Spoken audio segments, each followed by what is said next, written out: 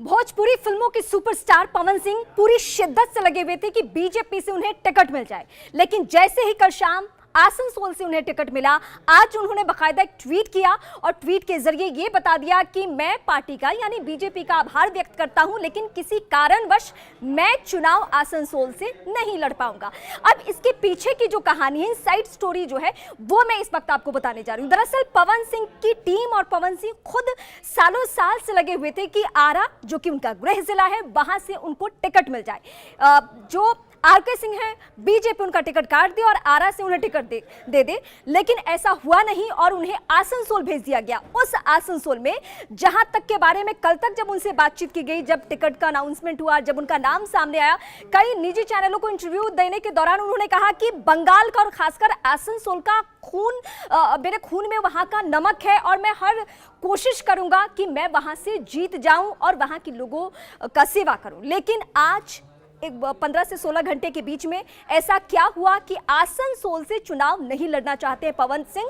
यही इस वक्त की सबसे बड़ी खबर है और इसके पीछे कहा जा रहा है कि वो फिर से इस जिद पे लगे हुए हैं कि पार्टी यानी बीजेपी उन्हें आरा से टिकट दे। लेकिन क्या ये संभव है? बीजेपी ने पहले ही कई राउंड्स की जो सर्वे कराई थी, उसमें आरा को लेकर पवन सिंह को वो किसी भी सूरत में नहीं देना चाहती थी। आसनसोल से उसे कोई ऐसा चेहरा नहीं मिल रहा था, तो आसनसोल के समीकरण के लिहाज से फिट बैठते हैं पवन सिंह। क्यों? क्योंकि वहां पे बिहारी बहुलता है, वहां जो रहने वाले लोगों की संख्या है बंगाली से ज्यादा उस इलाके में, वहां पे बिहारी है और शत्रुघ्न सिन्हा मौजूदा सांसद है, उपचुनाव में वो जीते थे। अब इसके कई सारे एंगल हो सकते हैं, क्योंकि कल से हम देख रहे हैं कि जो टीएमसी की टीम है या बीजेपी विरोधी जो टीम है, वो लगातार इस बात के लिए लग गई थी।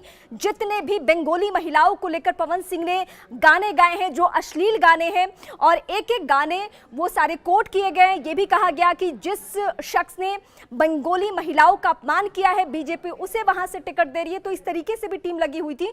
और महुआ मोइत्रा ने तो एक इंटरव्यू का चंक में डाला था जिसमें यह कहा गया कि किसी भी सूरत में ऐसे व्यक्ति को टिकट नहीं मिलना चाहिए या उसे चुनाव वहां से नहीं लड़ना चाहिए जो कि बंगाली महिलाओं का हमेशा से अपमान करता रहा। अब इसमें दो एंगल है।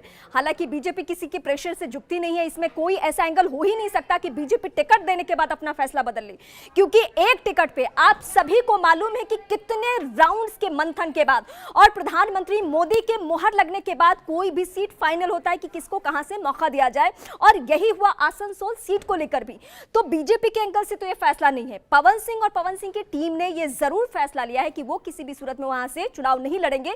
तो आगे के लिए क्या होने जा रहा है? आगे के लिए संभवतः इस बात को आप मान के चलिए कि आरा से किसी भी सूरत में बीजेपी पवन सिंह को टिकट नहीं देने वाली है, क्योंकि पवन सिंह वो चेहरा बनने जा रहे हैं जो कि बीजेपी के सीधे फैसले पे सवाल उठाने वाले वो चेहरा हो गए हैं। क्योंकि अभी तक बीजेपी में ऐसी कोई परिपाटी नहीं है जिसमें अगर किसी को टिकट दे दिया गया या किसी का टिकट कटे तो वो राजनीति छोड़ दे या फिर दूसरी पार्टी में चला जाए। आप देखिए, अभी शिवराज सिंह चौहान एक सबसे बड़े उदाहरण है, 3 बार के सीएम, लेकिन अगर उन्हें पार्टी चुनाव लड़वा रही है तो वो सहज तरीके से उसे स्वीकार कर रहे हैं। तो ये बीजेपी का पैटर्न नहीं है।